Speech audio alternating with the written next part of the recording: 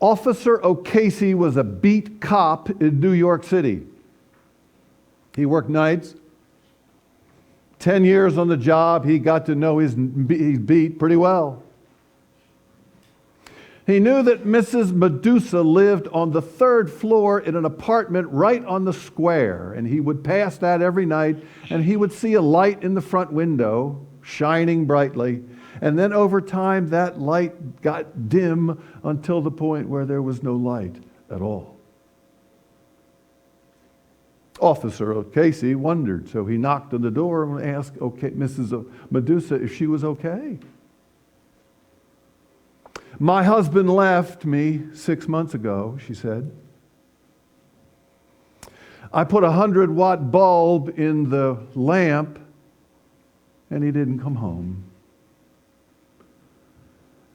And the bulb burned out and I put a 75-watt in and he didn't come home, and the bulb burned out and I put a 50-watt bulb and he didn't come home, and the bulb burned out and I put a 20-watt bulb in and he didn't come home. Now all that's there is a dead firefly in a mayonnaise jar." Ladies and gentlemen, every single one of us in the room knows that we come in here to deepen our faith, to go out there and live out our faith. We all know that. Doesn't make it any easier. Especially since the hints of God's presence, the hint of God's glory seems precious, too precious few to even talk about.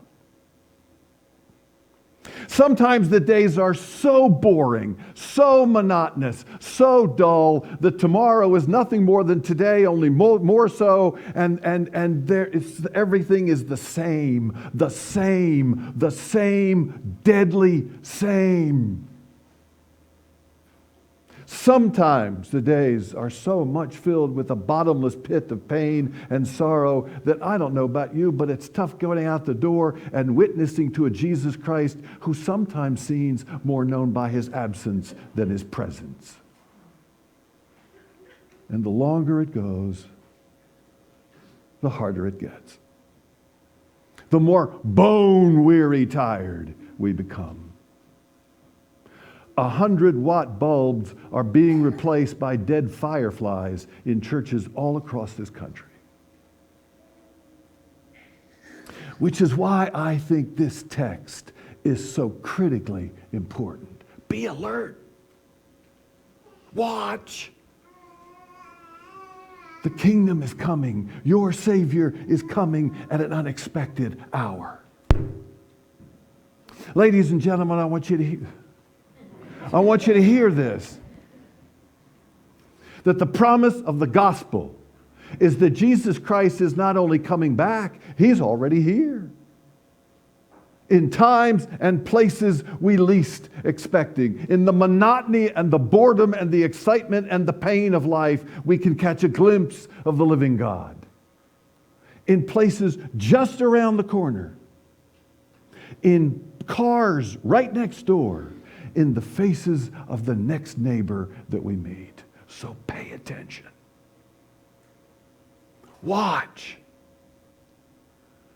Because all places can be God's places. The joy of being with grandkids and the pain of being in a hospital when your loved one has just died.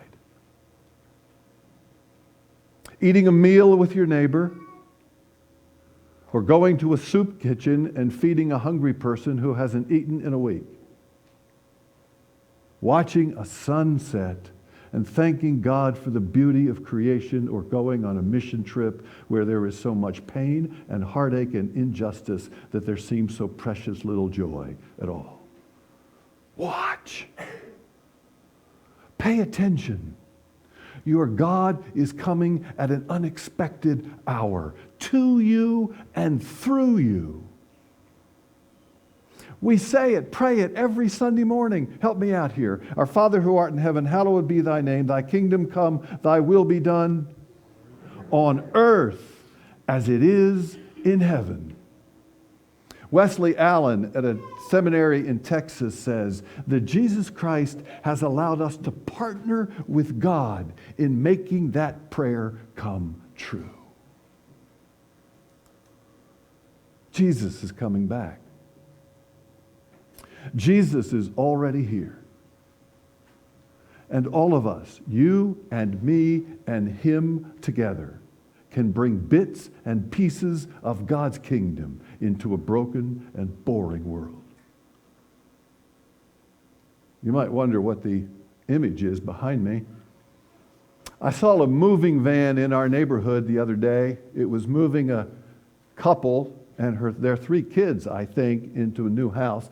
They were moving in because I saw all of the furniture strewn out all across the sidewalk. And then I got to thinking, every time you and I see a moving van, maybe we ought to remember this, that God has moved into the neighborhood. My dear Christian friends, whenever you're sad, whenever you're afraid, whenever you're tired, whenever you're broken, remember these words. Be alert. Pay attention. I'm here to make my home with you.